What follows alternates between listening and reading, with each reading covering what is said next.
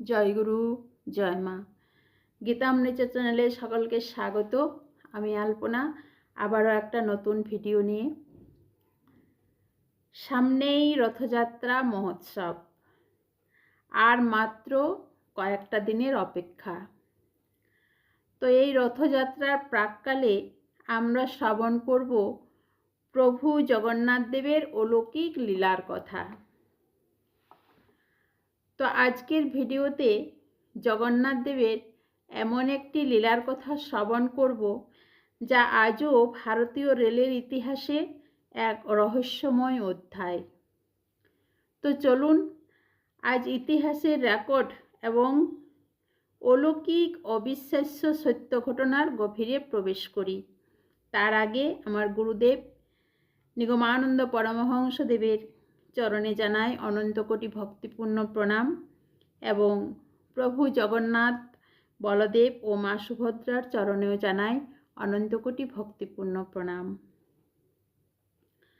1993 সালের এক অন্ধকার রাতে ব্রেক ফেল করে নিয়ন্ত্রণ হারিয়ে ছুটে চলেছে ট্রেন।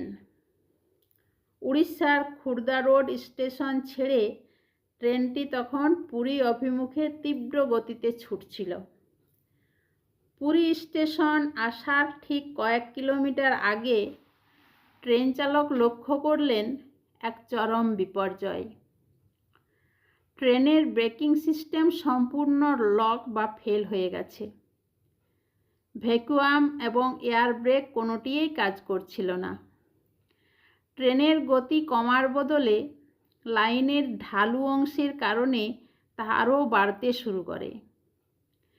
চালক এবং সহকারী চালক সমস্ত জরুরি পদ্ধতি বা এমার্জেন্সি হ্যান্ডব্রেক ব্যবহারের চেষ্টা করেও ব্যর্থ হন। পুরী স্টেশন ছিল একটি টার্মিনাল স্টেশন, যার মানে হলো লাইনের শেষ মাথায় রয়েছে কংক্রিটের ডেড এন্ড বা বাফার স্টপ। যদি ওই গতিতে ট্রেনটি স্টেশনে আঘাত করে, তবে ট্রেনের শত শত বগি দুমড়ে মুচড়ে যাবে এবং শত শত নিরীহ যাত্রীর প্রাণহানি ঘটবে। কন্ট্রোল রুমের আতঙ্ক ও নিশ্চিত মৃত্যুর প্রহর ট্রেন চালক যখন ওয়্যারলেসের মাধ্যমে খুর্দা রোড এবং পুরী স্টেশন মাস্টারকে ব্রেক ফেল হওয়ার খবর দেন, তখন পুরো রেলওয়ে বিভাগে হইচই পড়ে যায়। পুরী স্টেশনের সমস্ত লাইন খালি করার নির্দেশ দেওয়া হয়, কিন্তু লাইনের শেষ থাকা বাফারে ধাক্কা খাওয়া থেকে ট্রেনটিকে বাঁচানোর কোনো উপায় তখন বিজ্ঞান বা প্রযুক্তির কাছে ছিল না। স্টেশনে উপস্থিত রেলকর্মী ও সাধারণ মানুষ তখন নিশ্চিত এক ভয়াবহ ট্রেন দুর্ঘটনার প্রহর গুনছিল। ট্রেনের ভিতরে থাকা যাত্রীরা অনেকেই বিপদের আভাস পেয়ে চিৎকার করছিলেন, আর উড়িষ্যার এই পুণ্যভূমিতে দাঁড়িয়ে প্রাণ ভয়ে ডাকছিলেন তাদের আরাধ্য স্বয়ং জগৎস্বামী জগন্নাথ দেবকে। বাফারের ঠিক কয়েক ইঞ্চি আগে অলৌকিক থামা। ট্রেনটি যখন তীব্র গতিতে পুরী স্টেশনের প্ল্যাটফর্মে প্রবেশ করে, তখন প্ল্যাটফর্মে থাকা মানুষ আতঙ্কে এদিকে ওদিকে ছুটতে শুরু করেন। কিন্তু ঠিক তখনই ঘটল অবিশ্বাস্য অলৌকিক ঘটনা, যা আজও পর্যন্ত কোনো মেকানিক্যাল ইঞ্জিনিয়ার ব্যাখ্যা করতে পারেননি। কংক্রিটের বাফার স্টপের মুখোমুখি হওয়ার ঠিক কয়েক ইঞ্চি আগে কোনো বাহ্যিক ব্রেক ছাড়াই ট্রেনটি হঠাৎ একটি মৃদু ঝাঁকুনি দিয়ে নিজে থেকেই থমকে দাঁড়ায়, যেন কোনো এক অদৃশ্য অতিকায় হাত ট্রেনের চাকাগুলোকে মাটির সাথে জাম বা লক করে দিয়েছিল। ট্রেনের একটি বগিও লাইনচ্যুত হয়নি, একজন যাত্রীর গায়েও আঁচড় লাগেনি। তদন্ত কমিটির রিপোর্ট এবং বৈজ্ঞানিক ধোঁয়াশা দুর্ঘটনা এড়ানোর পর ভারতীয় রেলওয়ের উচ্চ পর্যায়ের একটি মেকানিক্যাল ও টেকনিক্যাল তদন্ত কমিটি গঠন করা হয়। তারা ট্রেনের ইঞ্জিন, ব্রেক পাইপ এবং চাকাগুলো পুঙ্খানুপুঙ্খভাবে পরীক্ষা করেন। রিপোর্টে দেখা যায় যে ট্রেনের ব্রেক সিলিন্ডার বা ভ্যাকুয়াল প্রেসার তখনও সম্পূর্ণ অকেজো ছিল, অর্থাৎ যান্ত্রিকভাবে ট্রেনটি থামার কোনো সম্ভাবনাই ছিল না। চাকার উপর ঘর্ষণের কোনো স্বাভাবিক চিহ্ন বা অতিরিক্ত উত্তপ্ত হওয়ার প্রমাণ মেলেনি, যা তীব্র গতি থেকে হঠাৎ থামলে যা হওয়ার কথা ছিল। ট্রেনের অভিজ্ঞ কর্মকর্তারা স্বীকার করতে বাধ্য হন যে বৈজ্ঞানিক নিয়মের বাইরে গিয়ে কোনো এক অজ্ঞাত বল এই বিপর্যয় রুখে দিয়েছে। ট্রেন চালক স্বস্তির চোখে জল নিয়ে ট্রেনের কেবিন থেকে নেমে সোজা পুরীর শ্রী জগন্নাথ মন্দিরের দিকে প্রণাম করে বলেছিলেন, আজ আমি ট্রেন চালাইনি, আজ ব্রেক স্বয়ং মহাপ্রভু চেপে ধরেছিলেন। তো এটা হলো ঈশ্বরের করুণা।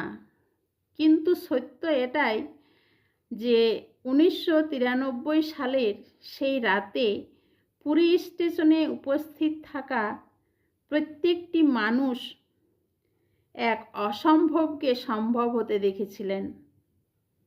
তো আপনাদের কি মনে হয়, ঘটনাটা কি শুধুই একটি মেকানিক্যাল মিরাক্কেল, নাকি এর পিছনে সত্যি জড়িয়েছিল জগন্নাথ দেবের কোনো অলৌকিক কৃপা? জগন্নাথ দেব সমগ্র ব্রহ্মাণ্ডের পালনকর্তা, তার অজানা কিছুই নেই। যে ব্যক্তি কায় মনোবাক্যে নিজেকে 16 আনা ভক্তি ও পূর্ণ বিশ্বাস নিয়ে ভগবানের চরণে নিজেকে আত্মসমর্পণ করবেন, জগন্নাথ দেব যেন সেই ব্যক্তির সকল মনস্কামনা পূরণ করেন। এছাড়াও জানিয়ে রাখি, জগৎবিখ্যাত পুরীর শ্রীমন্দিরে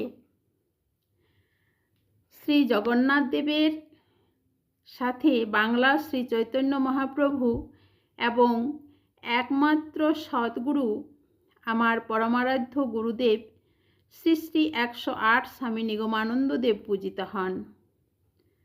কেন তিনি সেখানে পূজিত হন তার একটি ভিডিও আমি এর আগে দিয়েছি ইউটিউব গীতামৃত চ্যানেলে। তার লিংক এই ভিডিও ডেসক্রিপশন বক্সে পেয়ে যাবেন। যারা ফেসবুক থেকে দেখছেন তারা আমার ইউটিউব চ্যানেল গীতামৃত সার্চ করবেন, সেখানে পেয়ে যাবেন আমার পরমারাধ্য গুরুদেব আজ জগৎবিখ্যাত পুরীর মন্দিরে কেন তিনি পূজিত হন। তবে পুরীর জগন্নাথ মন্দিরের ভিতর ঠাকুর নিগমানন্দের প্রতিষ্ঠিত আসন মন্দির সহসা খুঁজে পাওয়া কঠিন। তাই সহজ পথ হলো রন্ধনশালার দিকে গিয়ে দক্ষিণ গেটে ঢুকে বাম দিকে শেষ মাথায় যেখানে অফিস ঘর লেখা আছে তার ভিতরেই ষড়ভুজ গৌরাঙ্গ ও ঠাকুর নিগমানন্দের আসন মন্দির। পুরীতে যাওয়ার সৌভাগ্য হলে নিশ্চয় ঠাকুরের সেই আসন মন্দির দর্শন করারও সৌভাগ্য হবে। তো সকলকে আগাম রথযাত্রার শুভেচ্ছা জানিয়ে আজকের ভিডিও এখানে শেষ করলাম। জয় জগন্নাথ, জয় গুরু, জয় মা।